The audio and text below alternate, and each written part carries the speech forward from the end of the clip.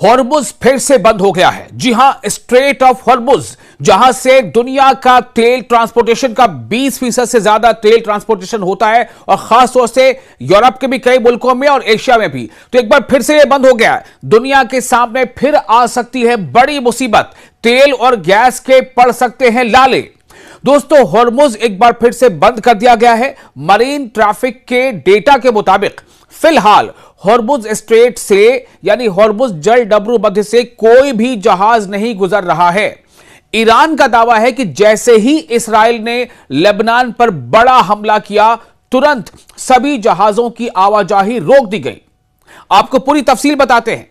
दरअसल America Iran के बीच cease fire यानी जंग बंदी, या यूं कहें कि युद्ध विराम का दावा भले ही किया जा रहा हो, लेकिन जमीन पर हालात अभी भी बहुत संजीदा बने हुए हैं, गंभीर बने हुए हैं।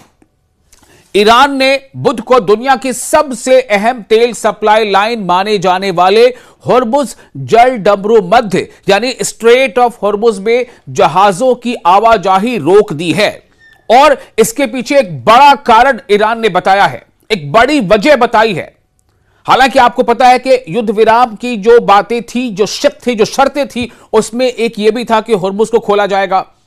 तो आखिर क्यों ईरान ने इसे बंद किया, आपको बताते हैं।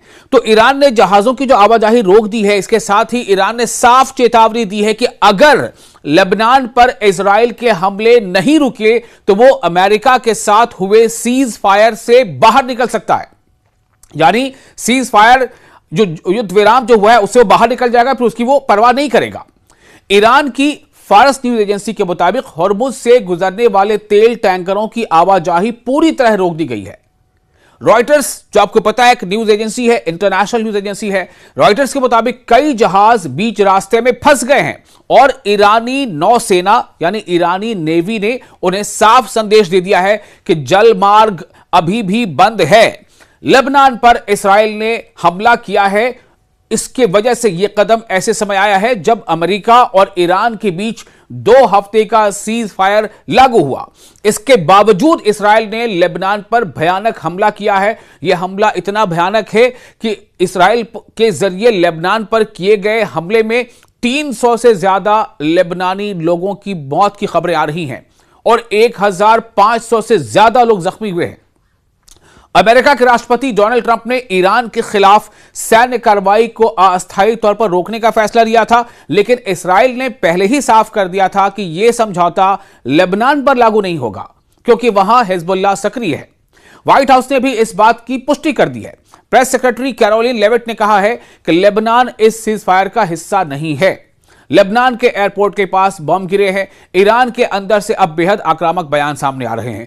एक जराये के हवाले से, एक सूत्र से खबर आ रही है कि अगर अमेरिका अपने बेकाबू साथी, यानी इशारा किधर, इस्राएल की तरफ, उसे नहीं रोक पाया तो ईरान खुद कार्रवाई करेगा।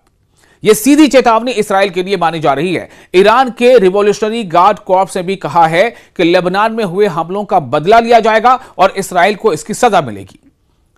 एक और जो न्यूज एजेंसी है अल जजीरा, आप जानते हैं, उसके मुताबिक ईरानी अफसरों का कहना है कि सीज फायर पूरे इलाके के लिए था और इस्राएल बार बार अपने वादे तोड़ता है।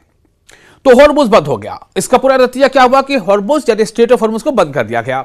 मरीन ट्रैफिक के डेटा के मुताबिक फिलहाल हॉर्मुज स्ट्रेट से कोई भी जहाज नहीं गुजर रहा है। ईरान का दावा है कि जैसे ही इजराइल ने लेबनान पर बड़ा हमला किया, तुरंत सभी जहाजों की आवाजाही रोक दी गई।